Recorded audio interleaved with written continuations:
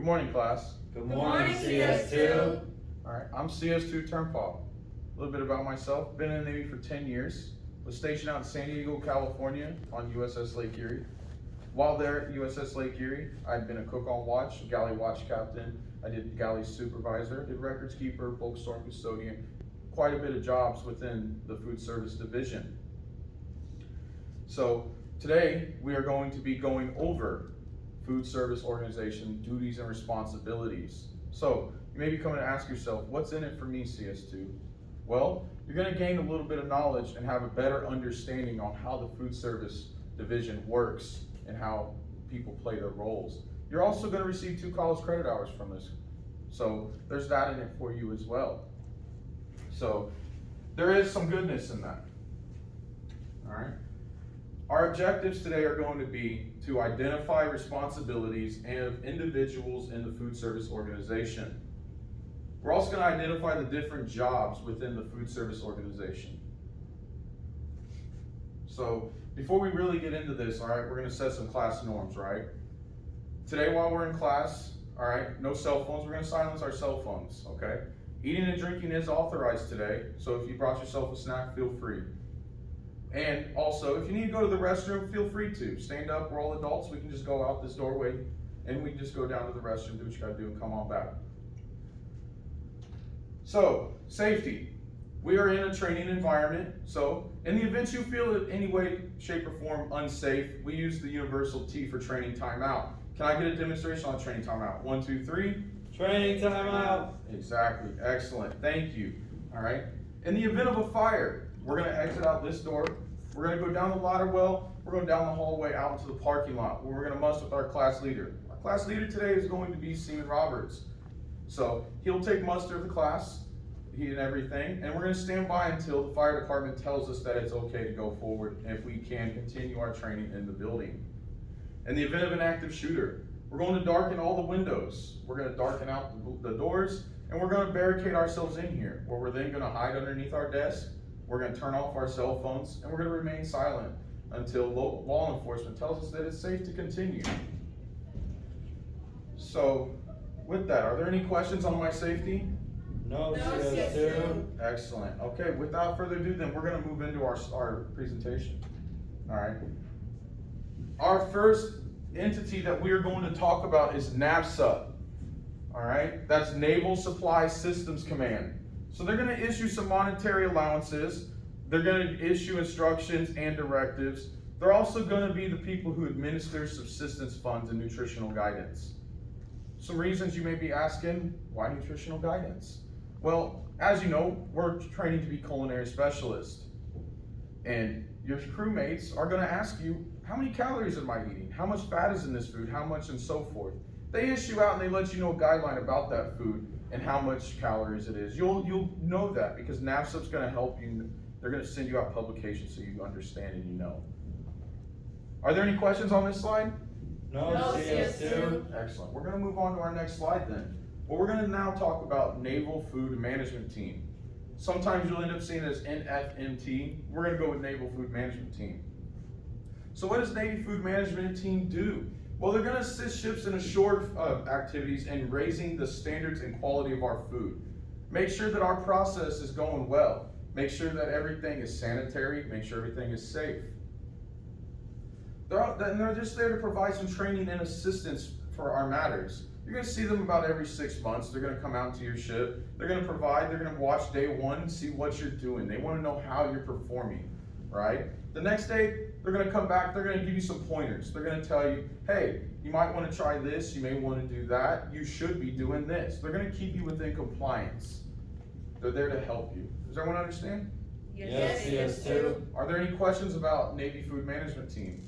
No, CS2. Outstanding. We're going to move on then to our next slide, which brings us to the commanding officer. So the commanding officer is responsible for the safety and the well-being of the crew. Responsible overall for all administration, and instructions must be maintained properly. So a way to think about that is that the commanding officer, it's their ship. It's their ship. They resume all responsibility. Somebody gets sick in the food line, it's their responsibility. They are going to appoint people below them and make sure that there's some people helping them with their job, but the overall responsibility falls upon them. Are there any questions on this slide? No CS2. All right, then we're going to move on to our next slide. Which brings us to the food service officer, or FSO.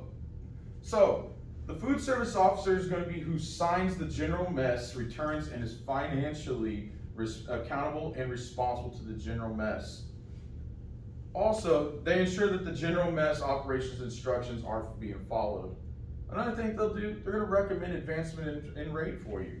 So, FSO in essence is going to be your division officer, or your DIVO.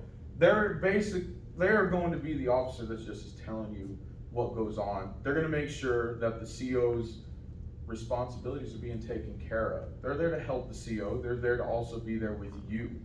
So, are there any questions on the food service officer? No CS2. Awesome. We're going to move on to our next slide, which brings us the senior CS, or the leading CS. So, some things that the leading CS does, they do menu planning. They ensure that all cleanliness is being followed. They're the most senior enlisted person within the food service division. Typically, it's a chief. Every now and then, you'll see yourself a seasoned first class, but majority of the time, it's going to be a chief or higher. They're directly responsible for ensuring that high level of cleanliness, as well as they supervise all personnel. You can think of them as the director of the operation. Are there any questions on the leading CS? No CS2. Awesome. And we're going to move on to our next slide, which brings us to the records keeper. So, the records keeper, they requisition the food. They're going to maintain inventories. They're going to submit reports and maintain about financial returns. You can think about them as the secretary of the division. They are actually sitting there. They're making sure everything is organized, everything is maintained. They're keeping everything in order because sometimes we can get audited. The records keeper is the one who's in charge of that stuff. It's a very important job. This is a job that the food service officer is going to designate in writing. Reason why they designate them in writing is money and inventory is something very important. It's something that needs to be watched closely and make sure that we don't have fraud, waste, and abuse going on. Are there any questions on the records keeper? No CS2. Outstanding. We're going to move on then. Which brings us to the watch captain, or the galley watch captain. Sometimes you'll see the abbreviation GWC. The galley watch captain's job is to be in charge of food preparation room, which is the galley. They're overall in charge. When the leading CS plans a menu, that's who's going to make sure it happens, is the galley watch captain. All the cook on watch, they're going to report to the galley watch captain. Anytime any food goes on the serving line, the galley watch captain is going to try it. They're ensuring that all safety is being followed, making sure that people understand that when an oven is hot, it's hot, and make sure that people know how to use it. Whenever there's something that has steam in it, they're going to make sure that people understand that. They're going to make sure safety is being followed within the galley. And they're the person that makes sure everything happens. They're the front of the line for the galley operation. Are there any questions on our galley watch captain? No CS2. All right, then we're going to move on. All right. So, today we went over a couple entities. We'd gone over NAVSUP. We'd gone over Navy Food Management Team, the commanding officer, the senior CS, or the leading CS. We've gone over quite a couple of them, including the records keeping, the galley watch captain. Are there any questions over anybody that we have talked about today? No CS2. All right. Well, if there's no questions on your end, then I have some questions for you. So, who signs the general mess returns and is financially accountable and responsible for all general mess operations? Seaman Avery. That would be the food service officer. CS. Outstanding. It is the food service officer. Food service officer is in charge of returns and is financially accountable and responsible for all general mess operations. Excellent answer, Seaman Avery. My next question is, who maintains general mess records? Seaman Martinez. CS2, it's the records keeper. Bingo, it's the records keeper. Absolutely. Records keeper is going to maintain all general mess records because if we get audited, They're the ones who make sure it's all on file, make sure it's all taken care of. Outstanding answer. All right. So with that, all right, remember, we're in a training environment. So if at any time you feel unsafe, there's always the training timeout that can go into effect.